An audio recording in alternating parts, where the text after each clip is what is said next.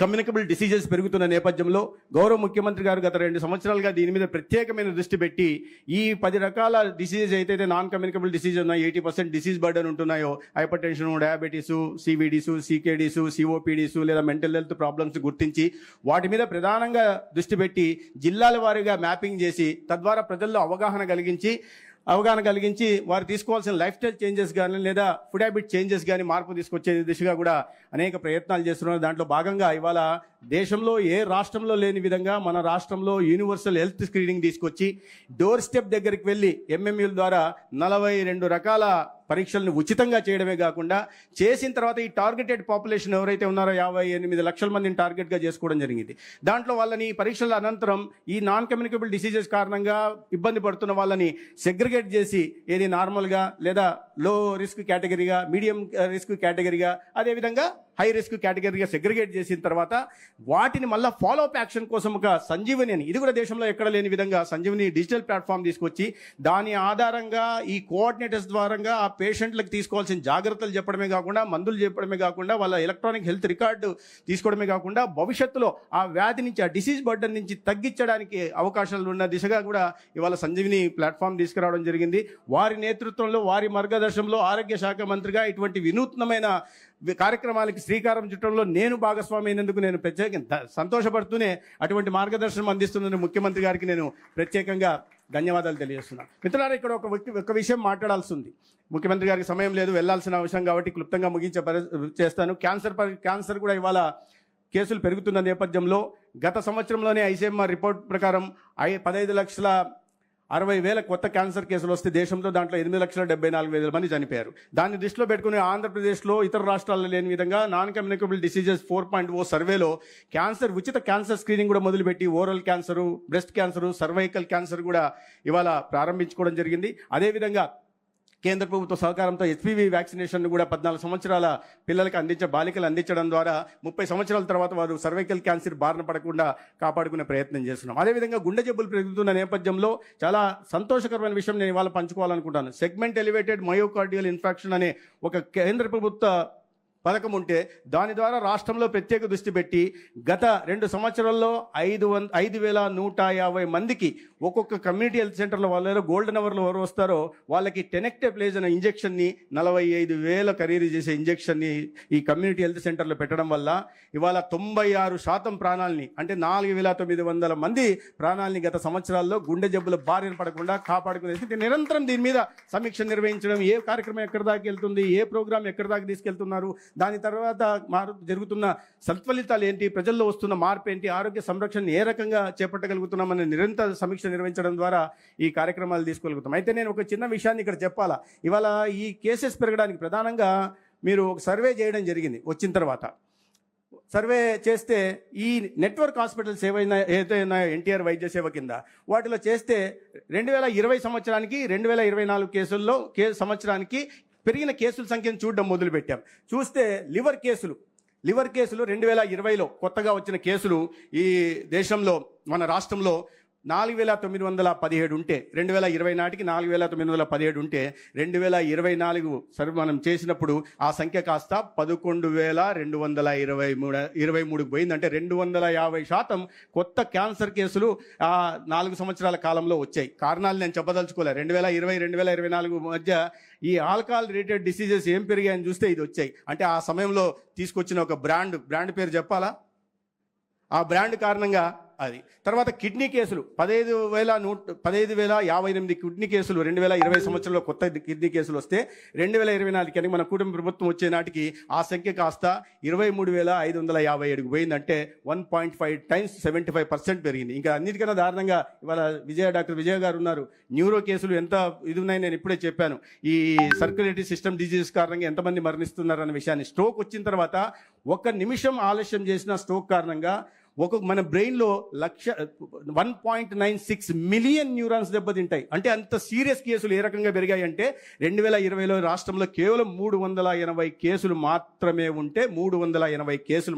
ఉంటే అది 2020 కూటమి ప్రభుత్వం వచ్చేదానికి ఘనత 7,646, అంటే 2,000% పెరిగాయి. అంటే దీనికి అన్నిటికీ ఎవరు కారణం ఏంటయ్యా కారణమని రీసెర్చ్ చేస్తే దీనివల్ల మద్యం కారణంగా వచ్చిన కేసులు అనే విషయం అర్థమైంది. అంటే ఇంత దారుణంగా ప్రజల ఆరోగ్యం పట్ల గతంలో నేను రాజకీయాలు మాట్లాడదలుచుకోలే, కానీ ఇవాళ జరిగిన ఎటువంటి ఆరోగ్య వ్యవస్థను మనం వారసత్వంగా తీసుకున్నాం, దాన్ని ఏ రకంగా సరిదిద్ది మళ్ళీ గాడిన పెట్టి ఆరోగ్య ప్రజలందరినీ తన కుటుంబ సభ్యులుగా భావించి ఆరోగ్య సంరక్షణ చేపట్టే బాధ్యత ముఖ్యమంత్రి గారు కుటుంబ ప్రభుత్వం తీసుకున్నారనే విషయాన్ని నేను చెప్పదలుచుకున్నాను ఇక్కడ. తర్వాత ఈరోజు నేను పేపర్ చూశాను, నాకు కూడా ఇక్కడ వచ్చిన తర్వాత ఎవరు అడిగారు ఏంటి ఆరోగ్యశ్రీ లేదట కదా అని. ఏమంటే పేపర్ చదివారా, ఫలానా పేపర్ చదివారా అన్న. నిన్న ఏదో సమీక్ష కొంతమంది డాక్టర్లు వెళ్ళి కలిశారు, ఆరోగ్యశ్రీ పేపర్లో రాశారు ఆరోగ్యశ్రీ పూర్తిగా తీసేశారు, ఆరోగ్యశ్రీ కింద పైసా ఇవ్వట్లేదు అని.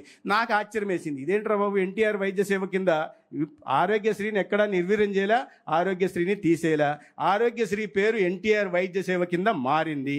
దాని ప్రకారం ఆరోగ్యశ్రీ నిర్వీర్యం చేసుంటే 2023-24 ఆర్థిక సంవత్సరంలో ఈ బెనిఫిషరీస్ సంఖ్య ఎంత ఉందంటే 12,51,000 ఉంది.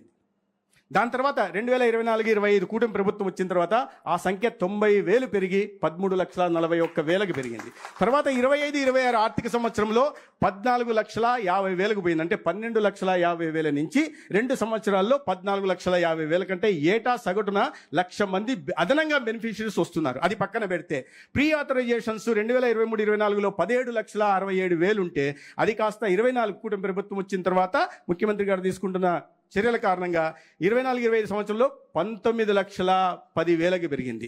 19,10,000 అంటే 1,50,000 ప్రీ ఆథరైజేషన్స్ పెరిగాయి. 26 ఇప్పటికే ముగిసిన ఆర్థిక సంవత్సరం చూస్తే అది కాస్త 20,12,000 పోయింది. అంటే 17,50,000 నుంచి 20,12,000 పోతే అంటే 3.5 లక్షలు ప్రీ ఆథరైజేషన్స్ పెరిగాయి. 2 లక్షల బెనిఫిషరీ సంఖ్య పెరిగింది.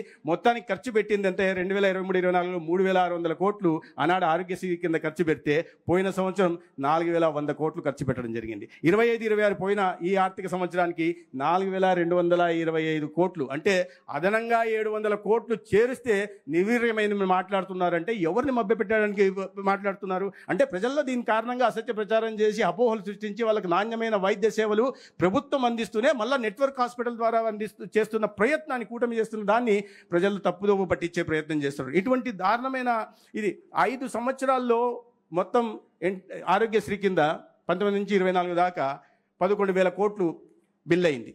దాంట్లో 2,500 కోట్లు బకాయిలు పెట్టి వెళ్ళిపోయారు, మిగతా చెల్లించి. కానీ కూటమి ప్రభుత్వం 2 సంవత్సరాల్లోనే 6,900 కోట్లు చెల్లించిందనే విషయాన్ని మొత్తం 5 సంవత్సరాల్లో 9,000 దగ్గర అయితే కూటమి ప్రభుత్వం 2 సంవత్సరాల్లోనే 7,000 కోట్లు చెల్లించింది. దీన్ని బట్టి ఎక్కడైనా అంటే ప్రజల్లో లేము, ప్రజలతో సంబంధం లేదు అనే విషయం మనకి ఇక్కడ అర్థమవుతుంది.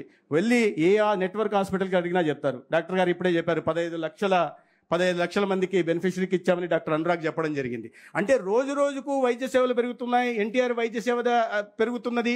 తర్వాత అనేక రకాలైన వినూత్న కార్యక్రమాలు తీసుకొచ్చి ఇవాళ ప్రజల ఆరోగ్య సంరక్షణ పెట్టి లైఫ్ ఎక్స్పెక్టెన్సీ పెంచుతున్న నేపథ్యంలో ఇటువంటి అంటే అధికారంలో ఉన్నప్పుడు విధ్వంసం సృష్టించి అధికారం పోయిన తర్వాత కూడా ఈ రకంగా అసత్య ప్రచారాల ద్వారా విధ్వంసం సృష్టించే ప్రయత్నం చేస్తున్న విషయాన్ని ఇక్కడ అనేక మంది విఘ్నులు ఉన్నారు, గమనించాల్సిందిగా.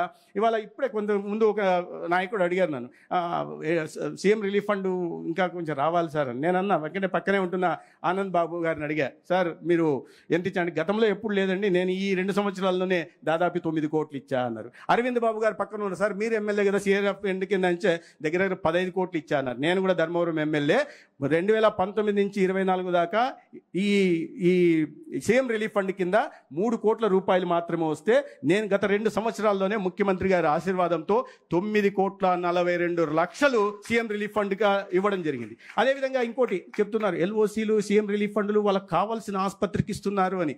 నాకు అర్థం కావట్లే. ఏ ఆసుపత్రి అయినా, అది ఎవరికి అనుకూలమైన ఆసుపత్రి అయినా, పేషెంట్ అనే వ్యక్తి వస్తే వాళ్ళకి రాజకీయ వివక్ష చూపకుండా వాళ్ళు ఏ పార్టీకి సంబంధించిన వాళ్ళు, ఏ కులానికి సంబంధించిన వాళ్ళు, ఏ మతానికి సంబంధించిన వాళ్ళు కూటమి ఆఫీస్కి వస్తే ఆఫీస్కి వాళ్ళకి ఎల్ఓసి ఇవ్వడం కానీ సీఎం రిలీఫ్ ఫండ్ ఇవ్వడం కానీ, ఆరోగ్య విషయంలో రాజకీయాలకు తావే లేదు. ప్రజల సంరక్షణ విషయంలో ఎటువంటి రాజీ పడమని ఇవాళ ప్రభుత్వం సీఎం గారి నేతృత్వంలో పనిచేస్తుంటే ఇటువంటి అసత్య ప్రచారం చేస్తున్నారు. ఎందుకంటే ఇవాళ పేపర్ చూసా కాబట్టి ఈ విషయాలు నాకు మీతో పంచుకోవాలనిపించింది. ఏమైనప్పటికీ ఈ సందర్భంగా నేను మరొకసారి డాక్టర్ రాఘవ శర్మ గారికి, విజయ్ గారికి ప్రత్యేకంగా ధన్యవాదాలు తెలియజేసుకుంటూ, ఇదే రకంగా రాబోయే 3 సంవత్సరాల్లో, తర్వాత 15 సంవత్సరాల్లో ముఖ్యమంత్రి ముఖ్యమంత్రి గారు తీసుకుంటున్న నిర్ణయాల కారణంగా స్వర్ణాంధ్రప్రదేశ్ ఒక హెల్దీ వెల్దీ హ్యాపీ ఆంధ్రప్రదేశ్ నిర్మించాలని లక్ష్యాన్ని ఏదైతే పెట్టుకున్నారో దాన్ని ఖచ్చితంగా ముందుకు తీసుకెళ్ళగలుగుతాం. ప్రజల తలసరి జీవితాన్ని పెంచి ఇవాళ వికసిత భారత్లో ఆంధ్రప్రదేశ్ భాగస్వామ్యం నెంబర్ 1లో ఉండేలాగా రాష్ట్రాన్ని తీర్చిదిద్దే నాయకత్వం ఇవాళ రాష్ట్రంలో ఉందని తెలియజేసుకుంటూ నాకు విషయాలు పంచుకునే అవకాశం కలిగించినందుకు యాజమాన్యానికి ధన్యవాదాలు తెలియజేసుకుంటూ సెలవు తీసుకుంటాను. ధన్యవాదాలు.